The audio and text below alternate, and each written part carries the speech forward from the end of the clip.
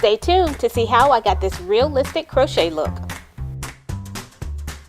I start with freshly washed hair, deep conditioned, and I do blow out the hair just to make sure that it's dry before I get started, and it also makes braiding a little bit easier.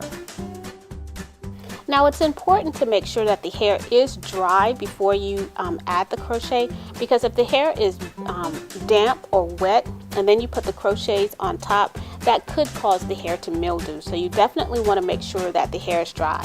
This is another problem that folks that wear sew-ins have. Sometimes they want to keep the sew-in in the hair, but they want to get a shampoo while it's in. And I always tell them, make sure that you get the hair completely dry, because it could mildew underneath the added hair. So be careful with that. So like I always tell you, there is nothing to write home about my braid pattern. I'm just going to braid straight back. The braids where I will use my invisible part will be smaller and closer together, but the rest of the braids will be straight back. And what I do is I just connect all of the braids to one, so that'll make it easier for takedown. So as you see me get a little bit further down here, I'm just going to pick up that first braid and add it to the hair, and then continue to braiding, and that will make takedown a whole lot easier. So there's nothing special about my braid pattern, so let's just get to my signature hair toss technique. And I came up with this technique to make sure that there are no spaces or gaps in the hair. My daughter was a cheerleader, and I had a friend that was a professional cheerleader as well as a professional dance instructor, and they do these hair tosses, and I wanted to make sure that whenever they did these hair tosses that there were no spaces or gaps to show the crochet. So with this technique you get maximum coverage, minimum hair, so it looks very realistic, and you get to do those hair tosses. So I'm going to insert the crochet needle on the outer part of each braid, not the entire braid. And then I'm going to do the regular crochet. What this will do is this will pull the two braids a little bit closer together, closing up that part. Also, once the hair is looped and the crochet is in place, the hair will fall flat down over that part. So you have double protection. You have the loop closed because the crochet hair kind of cinched them together, and then the hair is going to fall right down over the hair. So you have very full coverage, but I'm using minimum hair.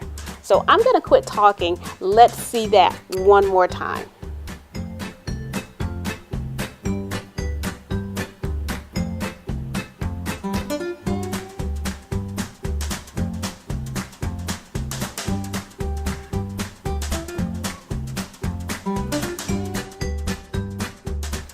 I don't use this technique over the entire head. I find that I get the results that I'm looking for with strategic placement.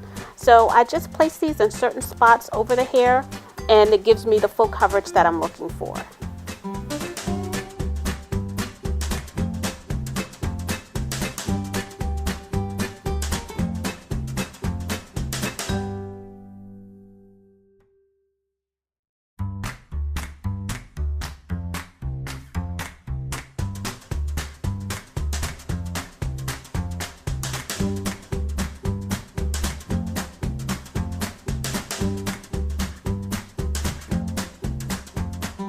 So now let's go to my invisible part.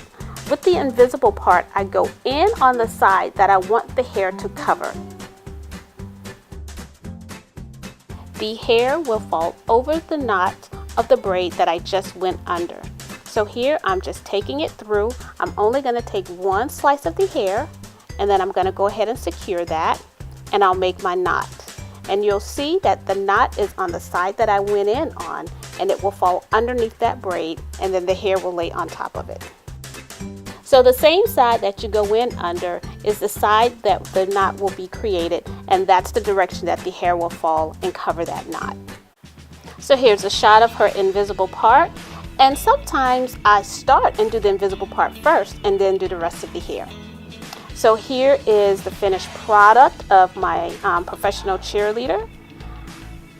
And look, it's a very realistic look. It's not too bulky. She's able to do her hair tosses and not worry about any spaces or gaps or anything like that. You can't tell where her hair has been parted. Alright guys, thank you for watching. See you next time.